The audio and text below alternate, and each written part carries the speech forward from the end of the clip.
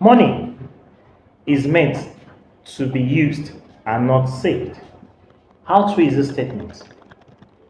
Do you actually use your money to purchase extravagant goods or luxurious goods, or you actually use this money for investments or investment portfolios, or you actually save this money where the money cannot actually get you any value.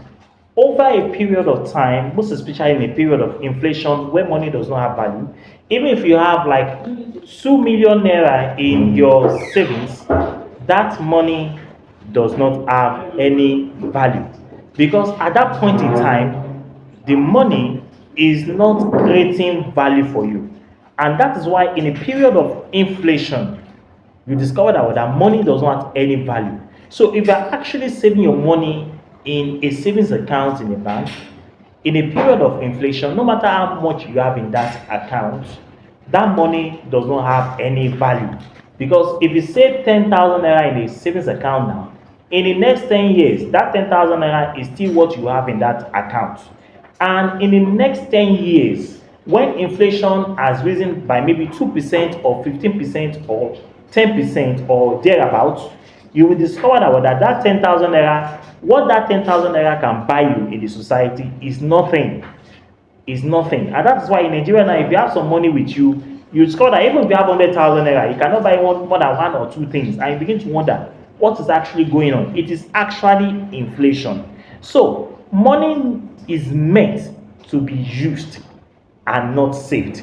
Now, the money that is meant to be used is supposed to be used for investment, like assets, like portfolio investment or buying of stocks or rental estate or real estate, investment, and other forms of what of investment, or going to what I call a passive or active business. Now, welcome to the platform of what of knowledge, of understanding, of what of ideas, of building or edification of what of building a financial milestone. Now, it is important to learn how to spend the money that you have earned, because you actually deserve that money. You suffer so much to earn that money. So you need to know how to spend the money you actually earn. Because a lot of people out there actually do not know how to spend the money. A lot of people are still saving their money without investing the money. In a period of inflation, you discover that people that actually makes money are those that actually invest their money, as opposed to people that actually save their money in a savings account or even in a current account, where that money will not generate any interest. But if you put your money in a portfolio investment, you are very much assured that every year you are going to get a 10% returns. If you have 100 million naira in your account, that means that in the next 1 year, that 100 million naira will get you 10 million naira worth in return for that 100 million. That is great, Abi. But if you leave that money in a savings account, it will not get you anything. It will get you zero. Take note. Now, it is okay to spend money in a nice way, of course. If you can afford those things you actually wanted to spend your money on, you can spend your money. As long as you can actually afford to spend those money. A lot of people find it difficult on how to spend their money.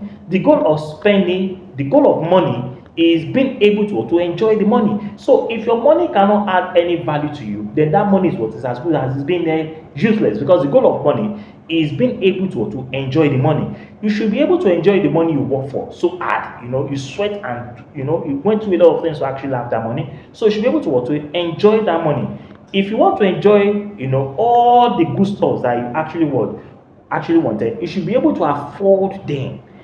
What is the essence of the money that you have that you cannot actually be able to afford those things that you actually wanted? You don't have to go into debt to be able to afford those things. What is the essence of the money that you have that you cannot afford those things you actually wanted? And what is the essence of the money that you also crave for or wanted, but you don't have, but you wanted to get those luxurious things, thereby engaging yourself in what? In debt. Debt is an impediment. Debt is what? Is an encumbrances. Debt is like an inch debt is like what? It's like an opposition, because debt, in terms what of building financial wealth, will actually bring you down and sink you down. And that is why we don't encourage people to go into debt. You can go into debt if it is for a meaningful purpose. For example, if you want to invest in real estate or anything, or you have a business that you want to do on your own, an active business, of course, you can invest your money into it. You can go into debt because you are going to have a return at the end of the day. But in a situation whereby you have to go into debt to afford luxurious things because you wanted to live a fake life, or you want to show what we call societal trends, or what is happening in society, or you want to pretend what I call a materialistic possessive society where you have to display your wealth for people to see. But on the other hand, you are not financing the wealth by yourself. Your wealth is being financed by debt, fake life. That is it. Now, let's quickly look at some three factors that I'm going to discover, or which I'm going to discuss. Now, every purchases you make on luxurious purchases should be able to add value to your life. That's the basic thing. If you are going to afford those luxurious life, or those exorbitant life, or those extravagant life, or those wealthy class life, or those life that is based on social higher stratification in the society, then you need to be able to fund it. If you can't fund it, then there's going to be a problem. But the issue there is that for you to be able to fund those luxurious, extravagant, exuberance kind of lifestyle they actually wanted, you should be able to have the money to fund it. Now, how do you create the money to fund it? You can create the money to fund it when you invest the money in a portfolio investment for a long period of time, and now you're having a return in a compound interest. Now you have the money to fund those exorbitant life, or those extravagant lifestyle that you actually wanted. But it is a problem when you use a debt or money borrowed to fund those extravagant lifestyle. You want everybody to see you as being classy, as being trendy, as being fashionable, or being fashionista, but you are not funding those things with your money. You are funding it through debt. Now, let's go to the first one. You must have saved money to protect you in a period of emergency. Of course, if you belong to the category of people that you don't save money for a period of emergency, then there's going to be a problem, because every money earned must be divided into three, which is saving, investment, and spending. Spending you spend on every day, savings for a period of emergency, and investment for a long period of time. Now, the savings the spending which I'm talking about here is the money you spend every day. Then the savings is what? Is the money you save for emergency, because emergency will always come. You must prepare for it. It also involves paying down your debt. Of course, you must pay down your debt. You must also be extremely careful on how you spend your money. You must be very careful. A lot of people today are very extravagant. You earn 100 naira, you spend 100 naira. You earn 200 naira, you spend 200 naira. There is no accountability for the money you have spent. There's going to be a big problem. So you are in a financial danger zone if you belong to this category of people that you earn and you spend. You earn, you spend. There's no savings, there's no accountability.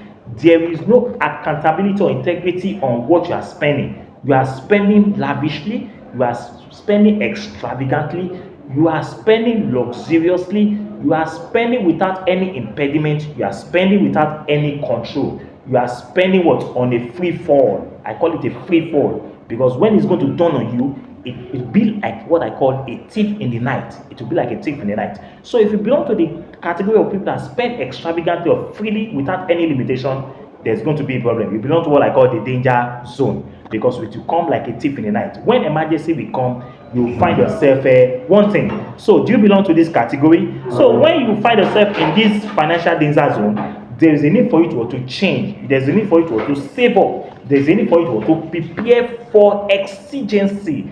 There's a need for you to prepare for unforeseen circumstances. There's a need for you to prepare for emergencies. So you need to prepare for that. So you need to weigh down all the options, and you need to weigh down those options that you have, so that you can be able to get yourself out of the danger zone. So your debts, the money you actually borrowed, or the money you actually beg for you to be given by the financial mortgage institutions or the banks, makes other people rich.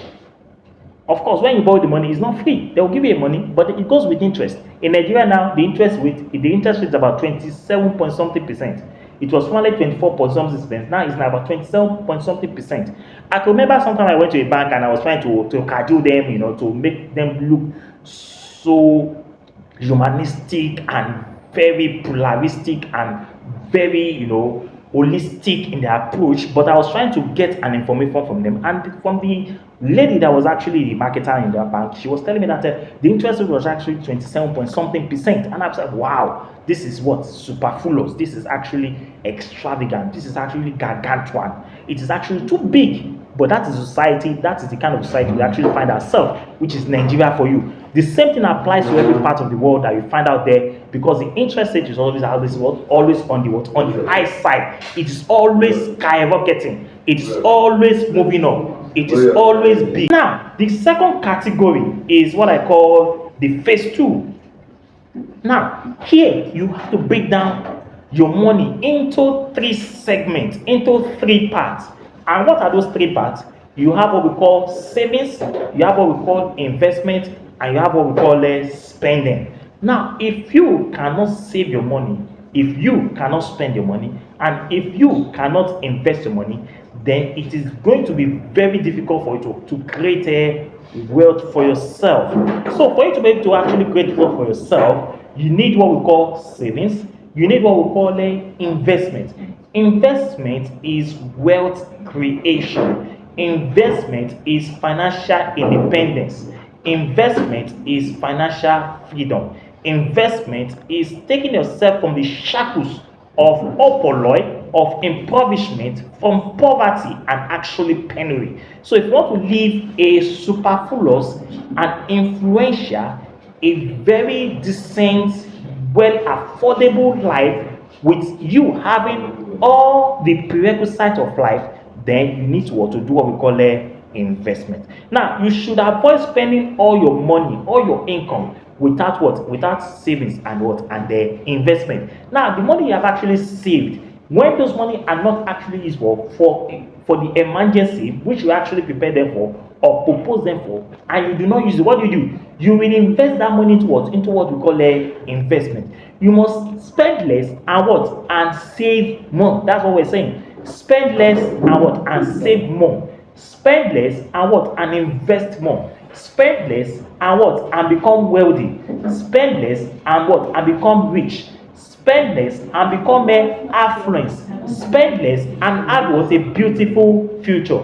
Spend less and guarantee a financial independence. Spend less and guarantee your the best opportunity for yourself in life. So if you want to go for the best vacation, if you want to go for the best houses, if you want to go for the best car, if you want to have a financial stability, if you want to send your children to the best of schools, then that investment is what is actually now. You must invest there now. You must decide where you actually want to belong to. Do you want to belong to the majority, or you actually want to belong to the minority? The minority are the rich, they are the affluent, they are the wealthy class in the society. While the majority are the the opolois, the less privileged, the impoverished, the penalized, the popularized in the society. They are actually those that find it very difficult to afford 3 square meals in a day, and find it very difficult to afford the basic necessities of a life. So you have to decide whether you're on the side of the majority or on the side of the minority, or whether you are actually a consumer or you are actually a producer. The producers are the wealthy in society, while the consumers are those that does not have any investment or any form of savings. So you must choose between the two of them. Now, the third phase, which I'm going to talk about quickly, is the third phase, which I will round up here. Here you find yourself that your investment is actually earning you a point. Your investment is taking you to places. Your investment is actually getting you somewhere, and your investment is able to afford you the basic necessities of life, as well as the luxurious necessities of life. So at that third phase, your level of investment has gotten into the level where you can be able to afford the luxurious things of life. So here you can actually have this wealth when you have sufficient multi-stream cash flow. Multi-stream cash flow. That means that your level of investment is not what? Is not categorized. I mean, it's categorized. It is not monopolistic. Your cash flow here is what is working for you because you have actually what invested your money, and your cash flow can be able to what to measure up your what your expenses, so you can be able to afford those things which you actually desire for yourself at this what at this stored phase. Now, yeah, your investment is working for you, and you are paying for those things you are actually what you're actually getting at the end of the day. So it takes years, however, to actually attain the third phase of what of the rich. It takes a very long period of years. Do you understand now? But with consistency, with hard work, with dedication, with prudency, with strong mindsets and discipline, and actually having a holistic view and passion for what you are doing, it is very possible for you to attain the third phase. So at the third phase, you can be able to afford the luxurious, the extravagant, the expensive, wealthiest necessities of life. You can go on the vacation, you can buy your houses, you can buy expensive cars, because why? Your investment can cover your expenses. Your investment can cover your expenses. At this level, you are no longer at the danger zone because you can actually afford those things that you actually wanted because of your level of investment. So you must continue consistently, continuously, continue to invest your money, and your money will to generate what we call a cash flow to cover for your expenses. So investment is the way forward. Investment is the solution. Investment is the creation of wealth. Investment is what can free you from the shackles, from the entanglement, from the problems of penury, from the problem of what? Of want, from the problem of not having anything to show for yourself. So if you want a very good future, then the time now is for investment. Invest now for a better future. I remain David Oni. My YouTube channel is what is David Oni Wiz. So if you have not subscribed to my channel, now is the time for you to subscribe. Go and subscribe. Subscribe now. Subscribe now. Until we meet next time, I remain your humble, loyal, dedicated, holistic, dynamic, innovative, inventive, pragmatic, holistic, and very, very what? Enterprising what? David Oni. Till we meet next time. Thank you so much and God bless you. Bye bye. Thank you.